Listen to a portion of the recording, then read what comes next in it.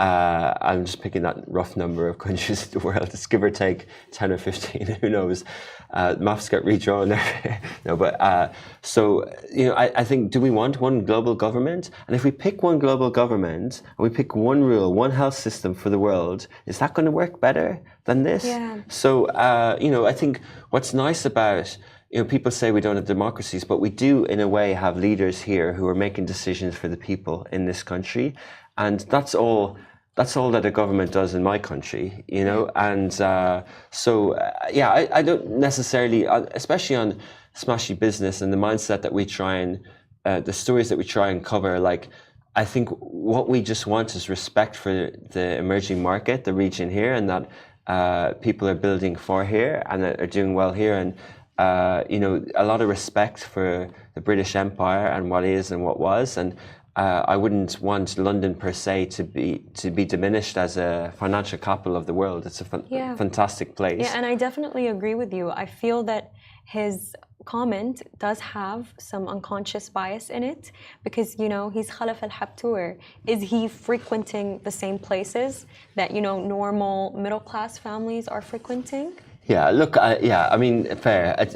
I won't defend him, but that's kind of saying just because he's rich, he's out of touch with the poor, and that's a bit of a generalization. It's fine, but look, he is Khalaf al-Habtoor, and he's Emirati, and he's proud of what he is here. But again, going back to the early point, we need these business leaders. If we kept listening to Jeff Bezos or Elon Musk, we'd be taken down a different path. The fact that we have someone who generally wants the best for his people, like the leaders here. Speaking out, being proud, and telling people, which is true. When I left London in 2012, my bosses, who were 10, 15 years older than me, said, "Why are you going there?" I always say this with, for the audio people listening, I'm using blinkers in my eyes. Why are you going there? 2-3 million people, Why aren't you thinking somewhere bigger? If you look at the population graph from 2008 to 2024 in the UAE, it's gone from about 8 million up to nearly 12 million people. That's a big number. Percentage-wise, in 10, 15 years. So I think my bet was right. And I think, the other point of that sort of mindset is that we do believe in the UAE, we do bet on the UAE, but we do need people to understand the differences and to appreciate it here as well, and not to complain as much. I'd respect for leadership, but not to complain as much anyway, because why shouldn't you be grateful every day? Yeah, you're right. And we do have something to be grateful for. The famous giant Careem launches quick electronics with big discounts, aligning its launch with Amazon Prime Week. And the reason why this is really special is because what Careem is doing is that they're leveraging human empathy. Don't you think so? In what way? They're leveraging human empathy because, especially at a time where their business is booming, instead of maintaining that momentum and, pushing that constant selling pedal, what they're doing is that, they're being a bit lenient with their customers. By them giving them these discounts, by, giving them these services, they will create something long lasting. Do you agree with that? Yeah, I definitely, when we talk about the companies like Careem, the technology-driven companies that are, there's not many people who run these companies like being called super apps, but everything they add just becomes more and more encompassing. Originally, this was seen as sort of the gig economy, and how are these companies regulated? Are there captains or are there employees? Do they have the same labor law contracts as everything else? And I think it's a global conversation. Go back to what we were saying about fairness in different parts. There's been lots of regulation in the US around these companies.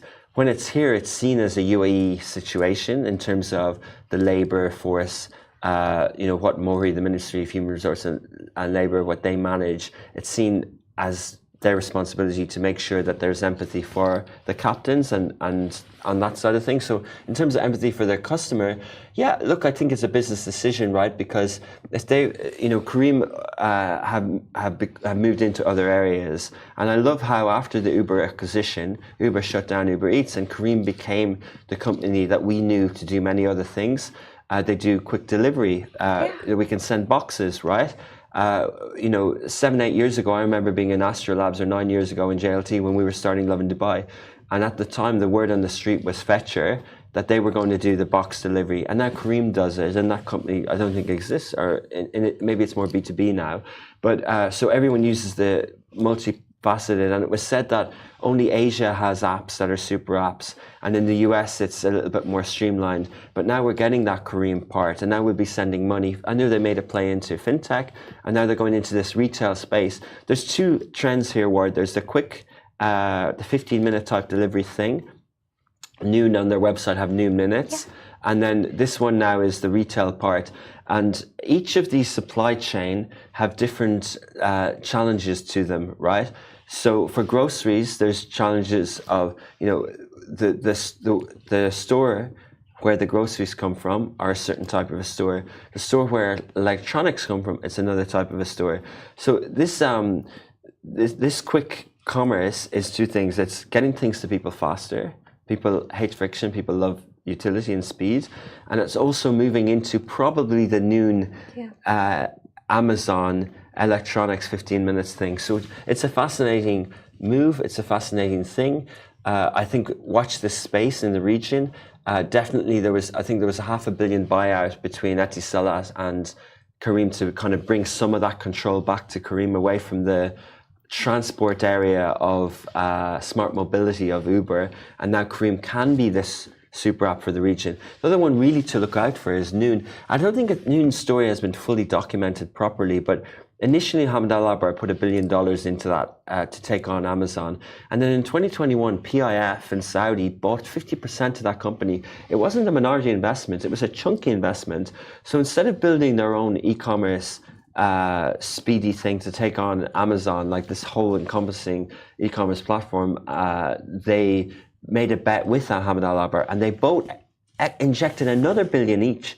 So you got $3 billion into that thing, and it's doing really well, right? Like, it's not profitable in all sectors, but it's fast, it's speedy, it's got Noon Minutes and this sort of thing. So now that we've got Careem independently making decisions for the region, and we've got Noon as well, and we've got Amazon, and we've got many other players, many more niche players as well. Richard, you said something that caught my attention, and it's about having empathy for the drivers. The reason why I believe this launch over here, it's a smart move, is because actually last year, Careem launched something called Dirhams for Delays. And basically what it is that for every minute delay by the driver, basically the customer, they'll be compensated for that 1 minute that the driver is late. And in that case, this marketing campaign didn't work out. And it didn't work out because a lot of people said that, this might cause the drivers to have accidents on the road. And so we're seeing in this case that, empathy marketing schemes, they do work. But they do work when, not only are you looking out for your customers, but you're looking out for the people who actually work for your business. You know what I'm saying? Yeah, I totally agree. I think it's a little, going back to this view of capitalism versus socialism and everything, I do think it's a little unfair to say that people who are delivering for Careem are treated badly. Like, it's too generalism, I think we've seen on Lovin Dubai over the years, we've been covering captains and drivers, and we see that people do have empathy at the door. They are leaving water out in the summer, but it's a vocation, and it's a type of a job, right? Yes, it's a service job, but we've all had service jobs, right? I've worked in restaurants and things like that. We've all had different jobs, and I do think, yes, these gig economies and these big corporates have to look after their people more. And the same point, they are creating thousands and thousands of jobs.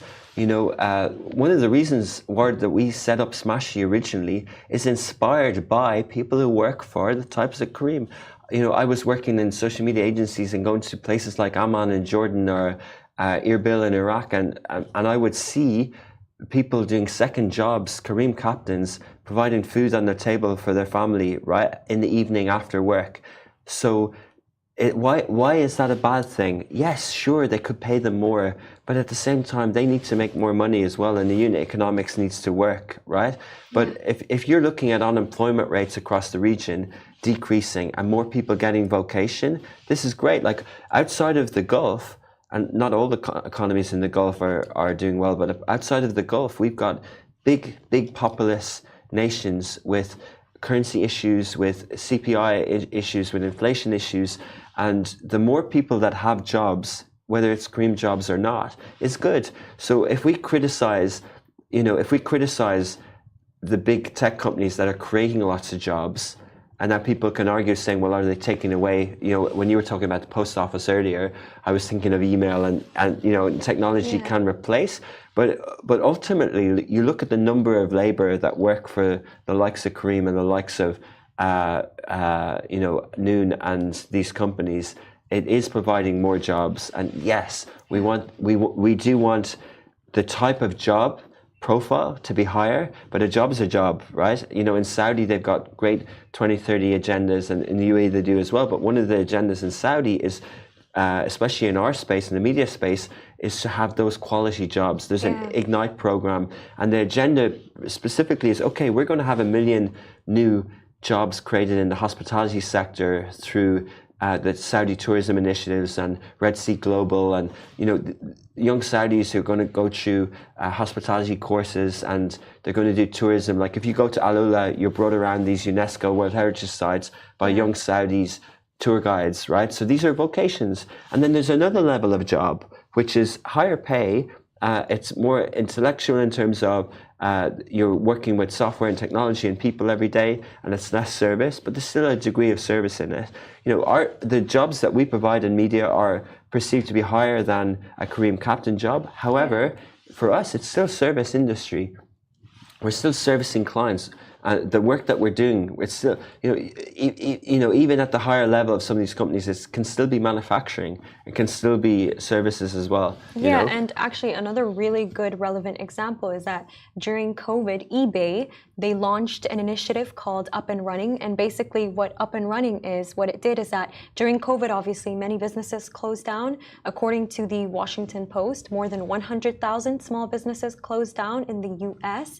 And what eBay did with Up and Running is that they created an e-commerce app that would allow small businesses in the US to run their businesses. They gave them free advertising tools, free discounts to ship their products. And I really think this goes a long way to show how, if you really show a bit of leniency with your customers, it can go a long-lasting way to strengthening your business. Yeah, I think they're good examples that you made. I think, maybe, and that's the point, that they are thinking of their employees, but introducing electronics is a way of seeing that their customers want these services and providing that better. Bezos always says with Amazon is, the customers, be obsessed with the customer, make things simple for the customer. Comes from that old adage of the customer is always right, the client is always right, but this obsession with the customer, Kareem seems to be adopting in some way. But do you believe that empathy marketing in business, does it always work? It definitely doesn't always work. So, marketing is marketing. Marketing is trying to persuade. I think action speaks louder than words, and I think people really shouldn't do these things for marketing stunt purposes. I definitely agree with you. And a very significant example to me is, when you go on YouTube and you see those the Gaza ads that are asking you to donate, those charities, and you see these very violent images. Does that actually motivate you to donate?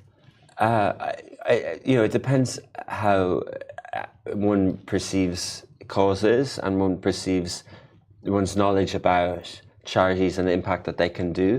I think there's a lot of history in marketing showing that charities that do show the conditions of countries and the plight of humans in certain countries does have that shock factor, and does make people realize, going back to what you're saying about comparing countries, does make people to realize that there are people suffering out there and they do need our help. So I don't think we should sugarcoat it too much, but marketing is marketing. They're choosing those images with an intent to either persuade or create awareness or to convert.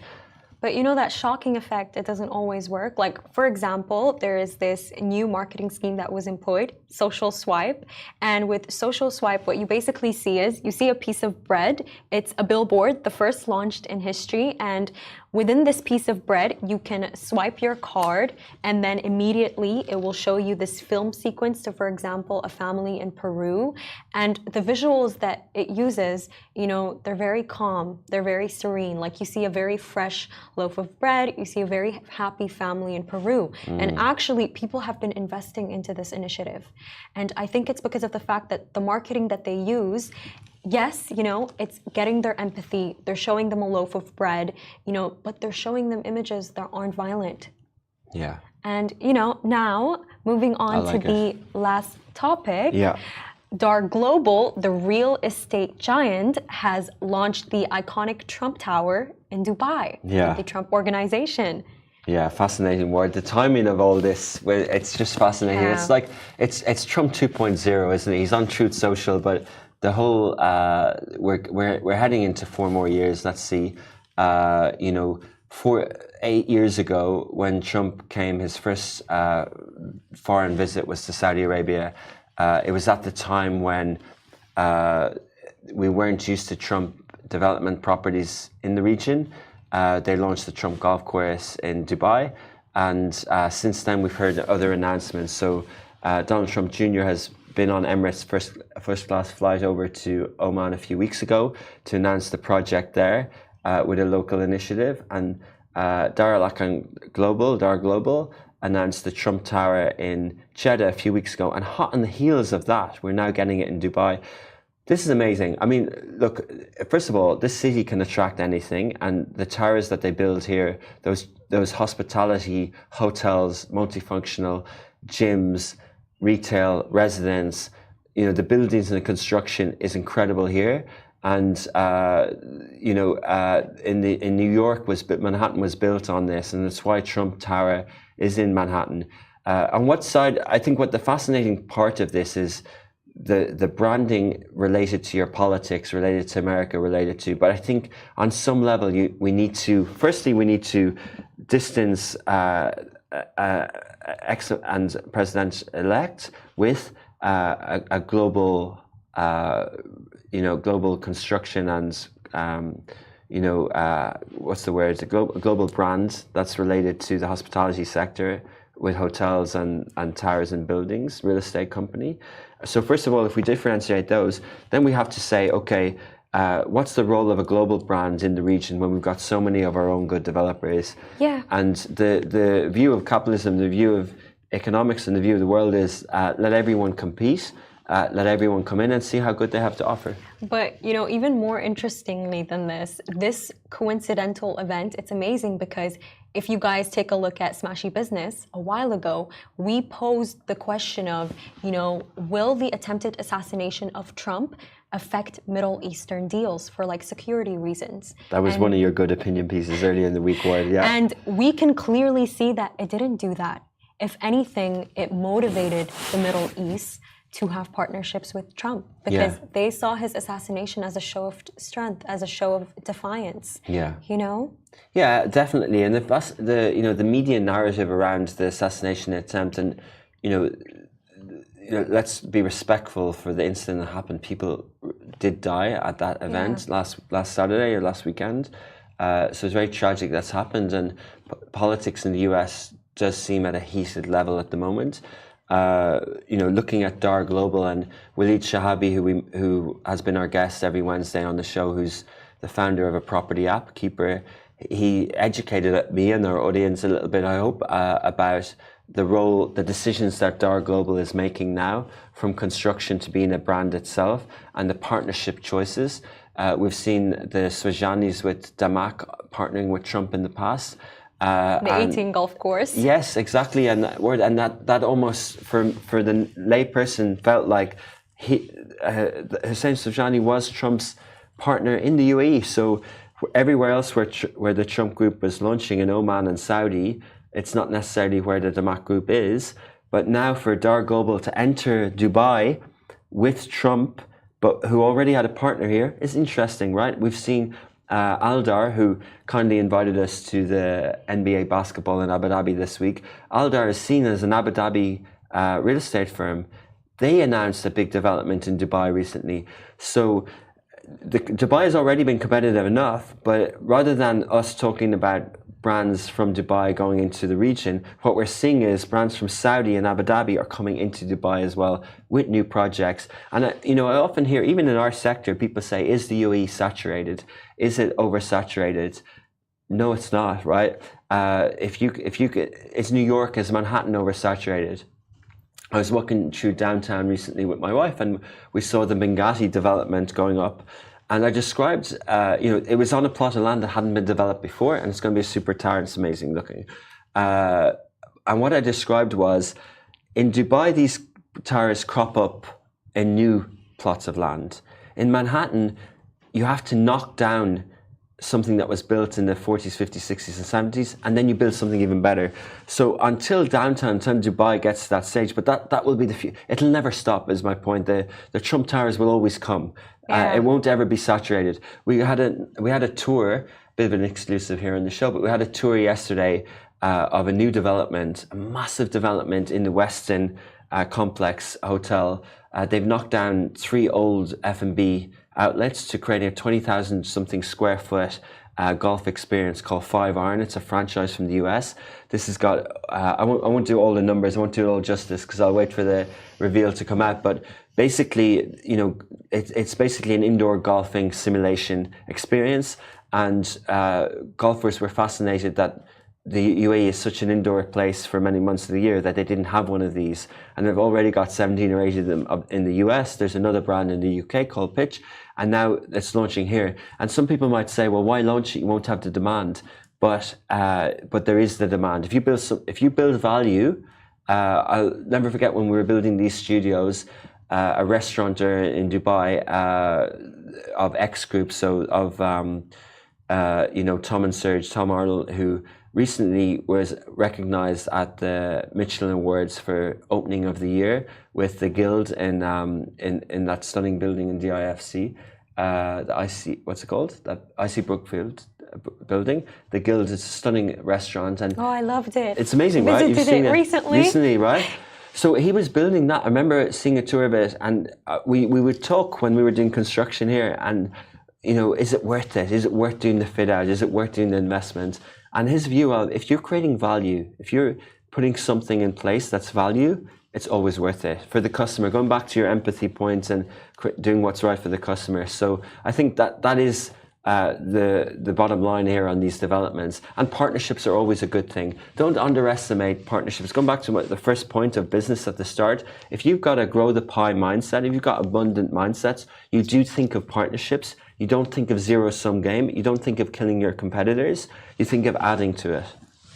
I see what you mean. And, as Richard said, the Trump Towers, they will keep coming. And Eric Trump himself confirmed this to the Financial Times. He said something along the lines of, I don't work in a government office. And he will keep pursuing these deals in the Middle East, whether Trump is elected or not. Yeah. And, I have a question for you, Richard. Do you believe Trump winning will affect crypto? I think every big significant thing. Look, the size of the American economy, and we should bring our guest on. He's waiting patiently outside. But the size of the American economy, the number of trillions, anything can impact everything. So anything significant, such as a presidential decision on tax or anything like that, or any regulation, can impact anything. I do see that he's, not to talk politics, but he has nominated a tech-savvy vice president running mate, J.D. Vance, who's in his 30s and spent 5 years in Silicon Valley. So I do think he's in touch. There's been a big wave lately, word with a lot of the tech Silicon Valley people rowing in behind Trump. Not just Silicon Valley, but we have Peter Thiel, we have all the people from Shamat and all the guys from the All In podcast. Those guys are talking a lot with saying why we need to get behind Trump. A big investor, Bill Ackman, is getting involved in this. So there's going back to a recurring theme on this episode is that Trump 2.0. I do think we'll see a lot of new things happening. Crypto, Bitcoin's touching back down near 50. It hasn't fully dropped. I believe in Web3. I think we will see a reemergence of it at some point, NFTs and the like. But let's see. Yeah, and by the way, last month, analysts at Standard Chartered said that the US presidential election will basically boost the price of Bitcoin if there is a Trump victory, and it could actually push it up to as high as $150,000 by the year end. Are you excited? I'm excited about that, Yeah. And with that being said, we're going to be taking a break for now. We have a really exciting interviewee coming up.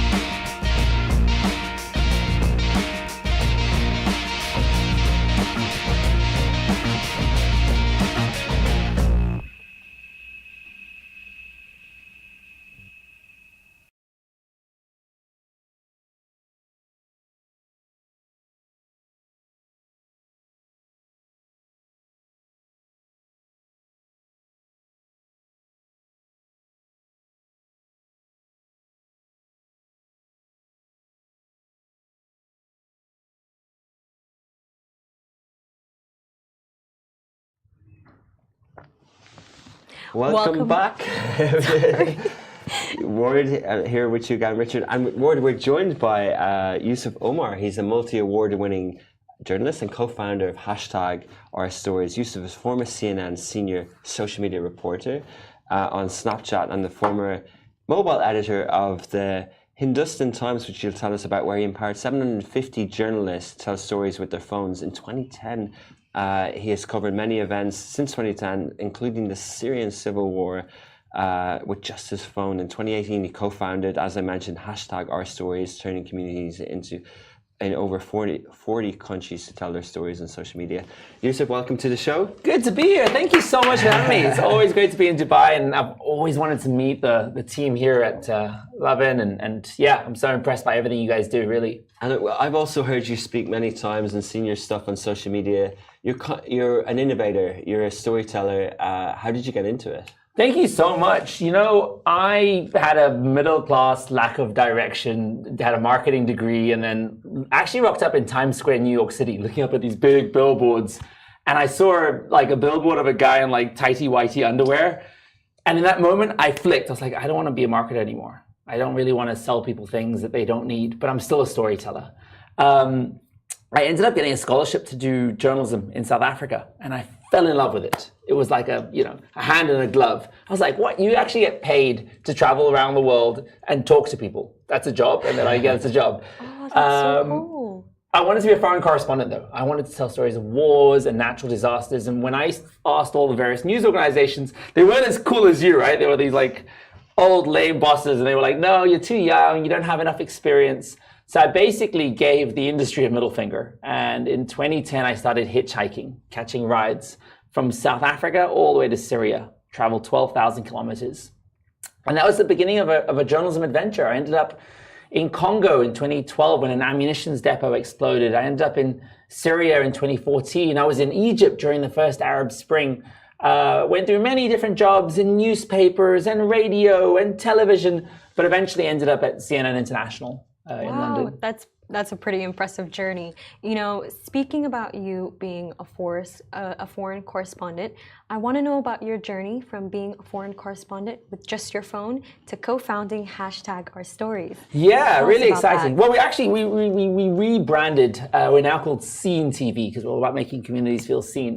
Basically, during my time at traditional media, I realized that they were so out of touch. When you look at the 2016 elections, most traditional media did not anticipate that Donald Trump was going to win that election. Why? Because we're speaking to pundits and experts and commentators. They were often more left-leaning than the average American. They were often more educated. They were totally out of touch with the biggest story. Same thing in the UK. Brexit happened, and all the traditional media organizations missed it. They didn't think Brexit was going to happen, and then it happened. And it was like, actually, if you were speaking to communities outside of this bubble of London, if you were speaking to real people on the ground, you would have realized that there was a lot of resentment around migrant communities. There was a lot of racism. There was a lot of reasons why Brexit would happen. So I realized media were out of touch. And the only way to change that was to create a more diverse media landscape. I looked out when I came into the room just now. I saw pictures of your whole team on the wall. That's what a newsroom should look like. It should look diverse and representative of a global interconnected world. But that's not what newsrooms look like. In fact, when I was working at CNN International, there were 200 of us in London. Guess how many of us identified as Muslim? I was the only one I knew of, which is crazy. But an international department. In London. London's almost a Muslim country. Yeah. So they would be coming to me and asking me, hey, what's your opinion on this story in the Middle East? Or what's your opinion on this story in the Muslim world? Don't ask me. Go and find an expert. So basically, my wife and I quit our jobs. She was a banker, I was a journalist, and we traveled all over the world. We traveled to, you name a country, we went there, and we trained up thousands and thousands of people how to tell stories with mobile phones. We trained 20,000 people. We created this army of like mobile journalists, mojos. And what that meant is we could then start curating and collecting voices from all over the place. This is not random user-generated content. This is people we'd worked with. But of course, that model wasn't very scalable. Right? Me having to fly around and train people. So then we started developing tools. And now we've developed a series of tools where people can open their camera, they can tell stories, and they reach our audience. We've now got 8 million subscribers at Seen TV. You said that CNTV, Seen. it's about Seen TV. Yeah. It's about making people feel seen. Yeah. How do you guys do that? How do you make people feel seen? So it starts with understanding the power of storytelling. And I think you guys know it full well, right? You're in the media business. But storytelling at its worst is like fluff and PR. At its best, it's what brings people together. Storytelling is what convinces us to get behind a religion. Storytelling is what convinces us to do something about climate change. And for us, storytelling can help you realize that you have more in common with somebody than you have apart.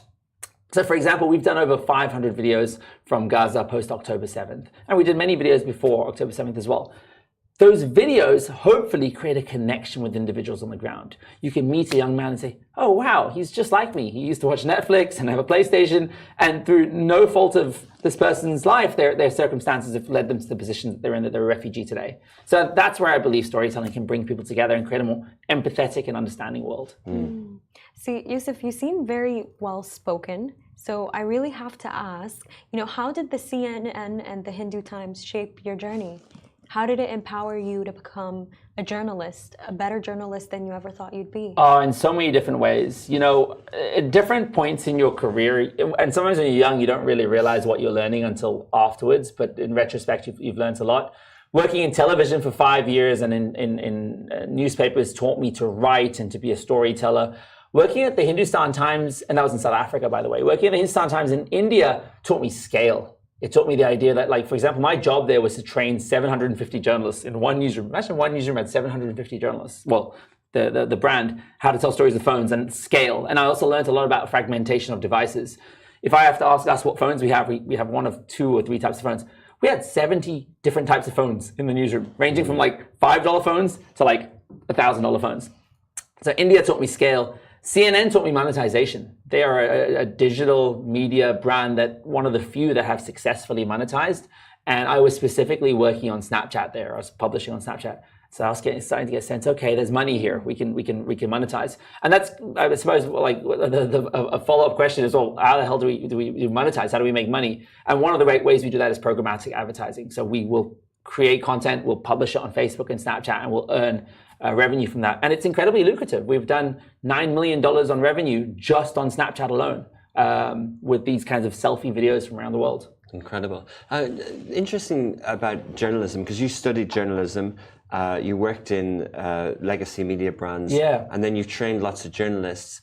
And one of the views that we have here as a media company is, even though media is changing and the mediums are changing, the print, the TV, the radio is evolving, and digital obviously is on its own world, and you have lots of gadgets there. But what's your view on the traditional ethos of ethics of a journalist and the original journalism degree? Do you think that still holds, or do you think the sort of 20,000 people that you've trained or more, can they do the same job now as a trained journalist?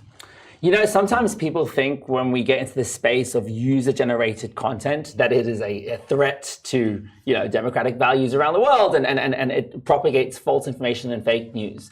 And it can certainly do that. But at the same time, I think user-generated content is one of the greatest sources of news that we have today. Without it, how would we know what's happening both on the front lines of the Ukraine war and in Gaza? So it has immense value. What is happening is, as billions of people come online and are able to publish content, journalists are required more than ever before.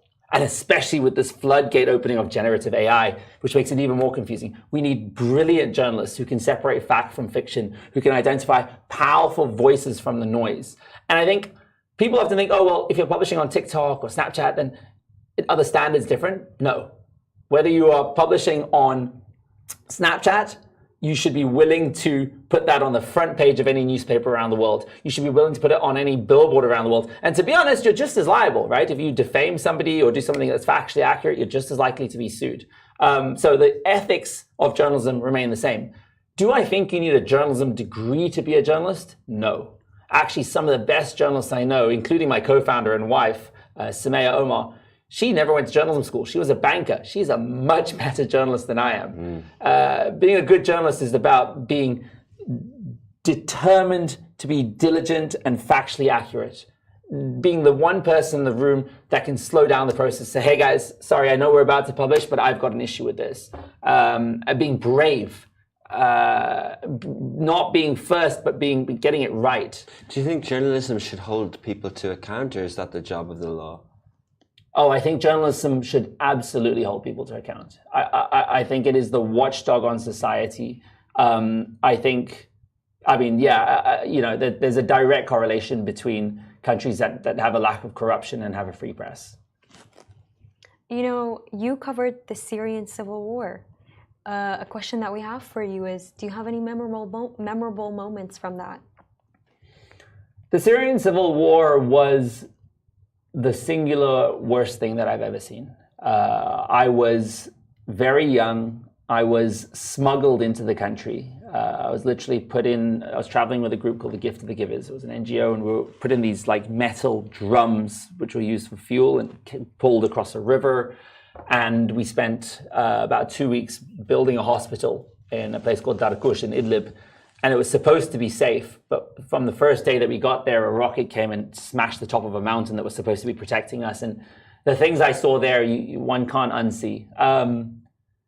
I think when you're young, your risk part of your brain is potentially not as developed as when you get older. Would I go again? Never, ever, ever, ever. I wouldn't even go 1 centimeter into that kind of area. I have a child now, and I'm at a very different stage in my life. I also think there are better and I think it's one of the reasons we launched Scene TV. It's like Yusuf can go out and tell stories as an individual. And as an individual, I can go out and shoot maybe 1 story a day or 2 stories a day, and I could potentially lose my life doing that as a foreign correspondent. But if I can empower communities to tell their stories, it's a much more scalable thing, and that skill set lives on a lot longer than I do. You know, I'm curious about something, you know, covering a war. Did it make you want to be a journalist more?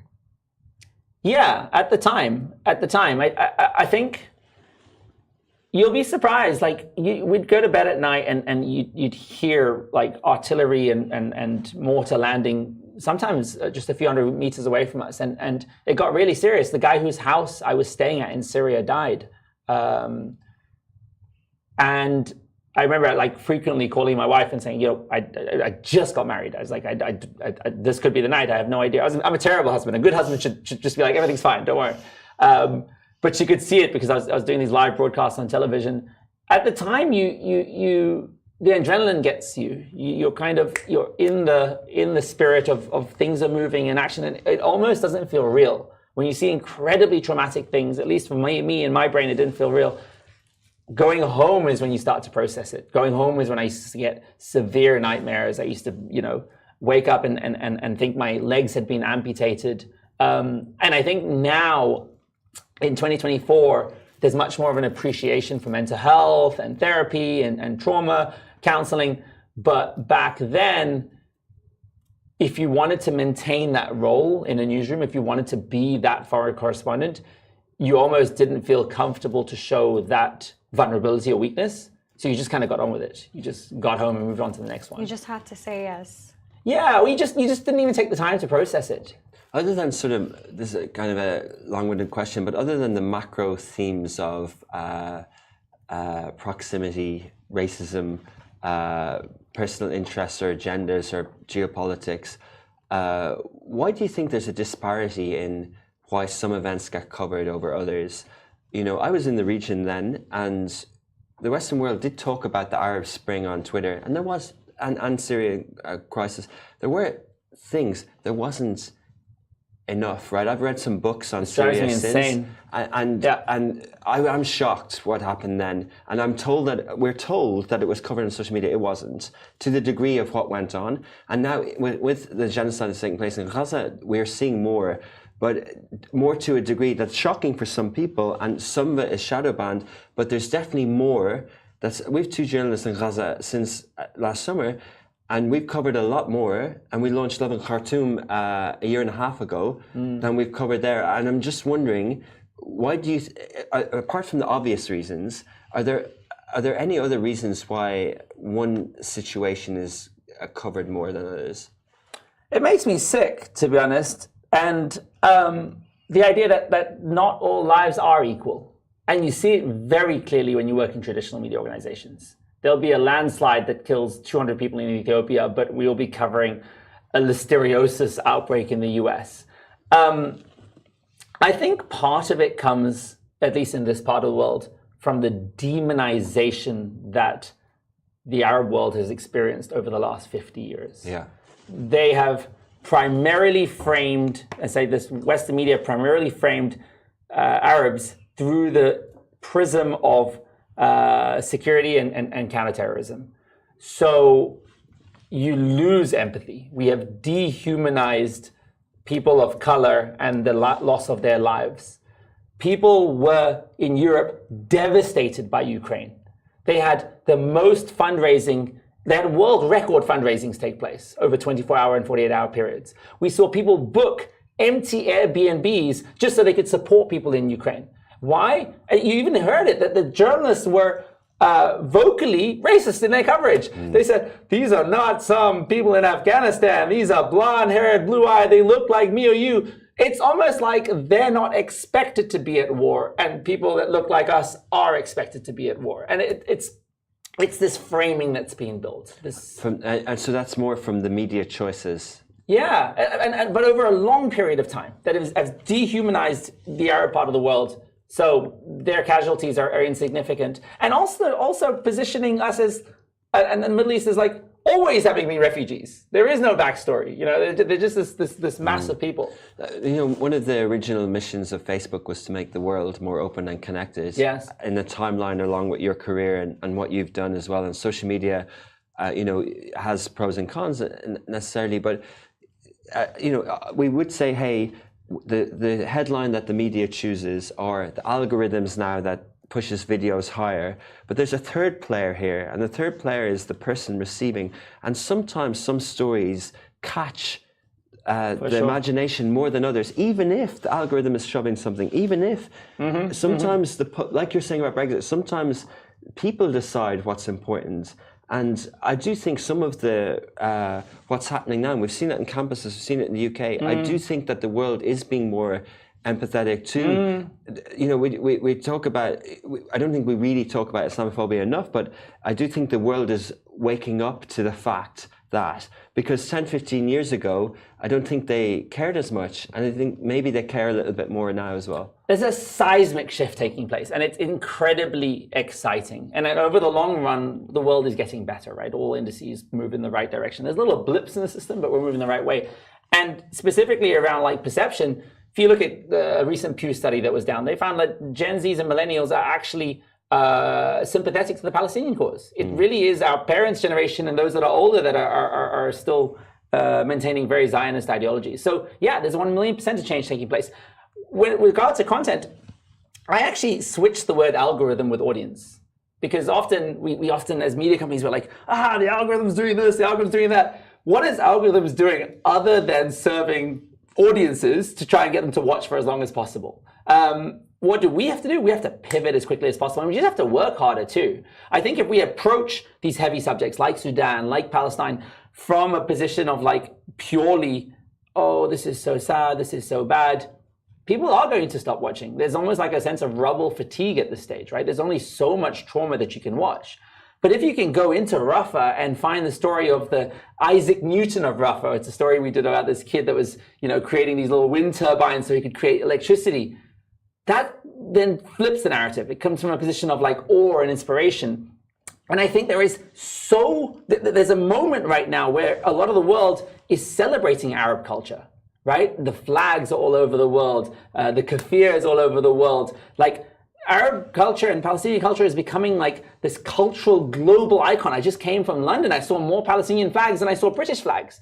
So I think that there's this really exciting storytelling opportunity as well to celebrate this part of the world. And I think if we do celebrate this part of the world and we do say, our languages are cool, our food is cool, our fashion is cool, that's another way to create empathy and understanding. That's another way to bring people together. Absolutely. Well said. Words? And I just have another question for you. You mentioned Gen Z. If you know our generation, we question everything and we're very opinionated and we're not afraid to actually show that. Has this affected journalism and the storytelling that you guys do? In the most positive way. I think both Gen Zs that are in our newsroom and Gen Zs in our audience are incredibly critical. They're incredibly socially, environmentally aware, and they're not afraid to speak truth to power. They all hold us to a higher standard. So absolutely, I think it has a net positive. And for a young aspiring journalist like me, do you have any advice to give? Do you have any advice to give the audience? Two things. One, what are you waiting for? Sometimes I meet young people that are like, oh my God, I would love to have a travel show. Oh, I'd love to have a cooking show. Oh, I'd love to be a journalist. I'm like, what are you waiting for? You have a 4K camera in your pocket. You have a mobile phone with a 4K camera. That's like a Ferrari, and most of us are driving in first gear. If you want to be a travel journalist, save up some money, book a flight, or even just go to Sharjah and start telling stories. You know what I mean? You don't have to wait for somebody to give you something on a silver platter. You can do it right now. The barrier of entry has never been lower. Get stuff out into the world. Don't be precious. Watch the analytics and focus on it. So that's my first piece of advice. My second piece of advice is build a skill set for how people will consume content tomorrow. It's like a train track. If Dubai are building a train, they don't want to build a train to where people live today or even where they used to live yesterday. You want to build trains to where people are living tomorrow. And it's the same. I meet too many young people who are like training to become purely a TV anchor. That's their worldly objective. And it's like, Really? You think that's going to be the skill set that's going to be around in when you graduate in 5 years or 10 years time? Like, think digital, think immersive, think wearable. The future is moving very, very quickly. And your ability to, your greatest skill is your ability to learn more skills. Yeah, I definitely agree with you. But, you know, just to come to the defense of my generation, I think they're a bit afraid because, you know, now you can get canceled easily. You know, obviously, you know, we have a lot of internet now. You know, people can just say whatever they want. But, you know, yes, it's easy to enter, but you can easily be kicked out. You are right. But I think if you are electing to be in this industry, media, to be honest, if you can't take the heat, you got to get out of the kitchen. Like, this is an industry where you will be held accountable, where you are going to put things out into the world that have huge consequence, where we have a massive responsibility to educate populations around the world. So I agree with you. I think I understand where that comes from, this position of like being cautious, of not wanting to expose themselves. Unfortunately, this is a high stakes industry and you've got to be ready for it. Yeah, and I definitely agree with you. You know, being held accountable, it's not a bad thing. I don't think it destroys your entire timeline of everything that you've done. It just makes you better. For sure. Yeah? You should talk to us about the gadgets, the toys that you have in front of us. Yeah. Are you there? What are they? I am obsessed with the idea that by 2030, in 5 years' time, all of us on this meeting, everyone watching, their primary computer is not going to be their phone anymore. They're going to be wearing glasses on their face, smart glasses, and they're going to be overlaying the internet onto the world. I believe this more than anything. That's why I've spent the last 10 years basically wearing, every day of my life, I wear some form of smart glasses, trying to understand this space. What have you learned? I've learned that it is going to liberate us. I think sometimes people think when we are wearing in this virtual reality metaverse world that we're not going to be present. I think that our mobile phones have made us less present. I think we're all walking around like this all the time. And, you know, I see my son through this. I don't see him with my own eyes. So I actually think when done right, it's not going to be a casino in your face. It's going to be really liberating. I'll give you an example. I mean, and all the companies from Microsoft to Google, they're all making massive investments in this space. So it's definitely worth watching, anticipating, and starting to build media companies. To be honest, every single part of our lives is going to change. If you are in healthcare, you should be thinking about this. If you are in fitness, you should be thinking about this. If you're in retail, you should definitely be thinking about this. It's a horizontal technology that kind of changes our interface with the internet. Almost like AI changes the back end of the internet, but the front end of the internet is this. This stuff. Yeah. So, so you're putting on now, this is the Meta Ray-Ban. These are Meta's Ray-Ban glasses. I don't actually know if camera glasses are allowed in Dubai, but let's go with it. These ones are really interesting. They don't have a screen. They do have a camera, but they have AI integrated, which means I can go to a store, I can pick up a product and say, hey, is this good for my diet if I'm a diabetic? It'll look at it, it'll understand what it is, it'll give me information. Where do you receive that information? You hear it. You hear it. You hear it.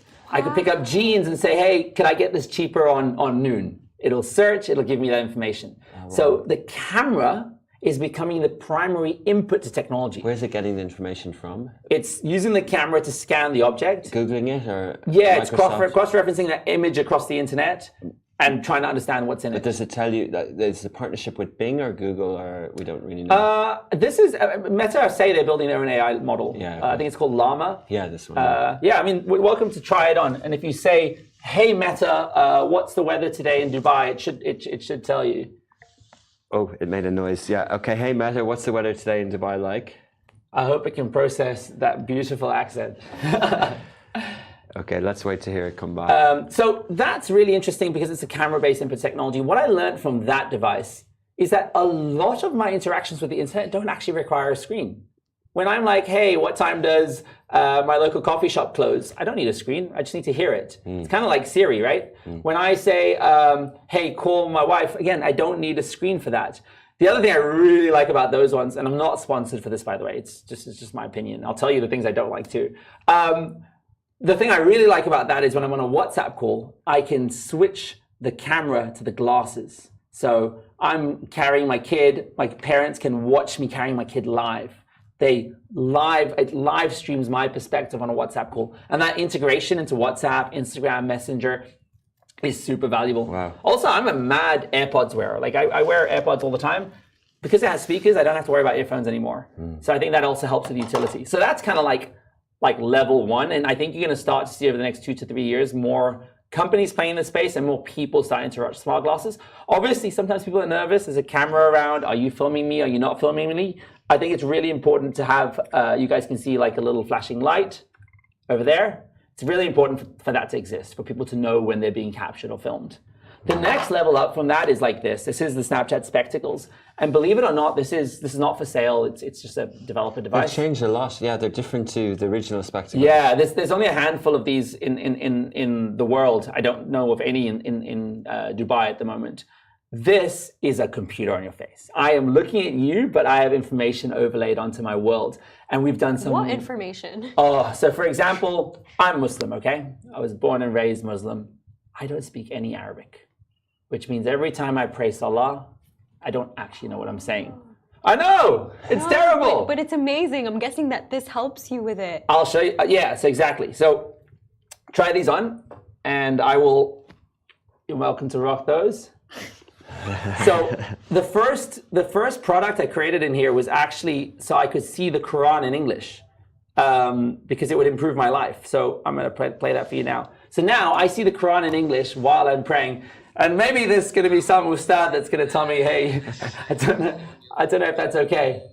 Yeah, it's okay. I'm a Muslim cool, too. Right? Thank you. Wow. I'll give you another experience. I made this for the city of Dubai. So I wanted to recreate the experience of what the growth of Dubai looks like. And I'll just play that for you now. You'll be showing it with which device? The Snap? Yeah, I mean, you can control it yourself too, with voice, with touch. Oh, I haven't. I see an image of the desert in Dubai. Okay, so he's seeing an image of the desert in Dubai in front. What do you see now? Going up. But yet he's still present. He's with us in the room. It's not like he's in this like metaverse. He's still very present. I can see you as well. Yeah. It's so crazy cool. how like they're loud. Sick, right? Yeah, it's very cool. And like, imagine this is going to get smaller and smaller and smaller. Yeah. So we've done some amazing stuff. We've done an experience in the city of Boston where you can walk around and see history overlaid onto the city. Or for example, in South Africa, they have all these colonial statues. And a lot of people find it very controversial because they often celebrate people who did some pretty nasty stuff. I just thought they needed more context. So you can look at the statue, it comes to life.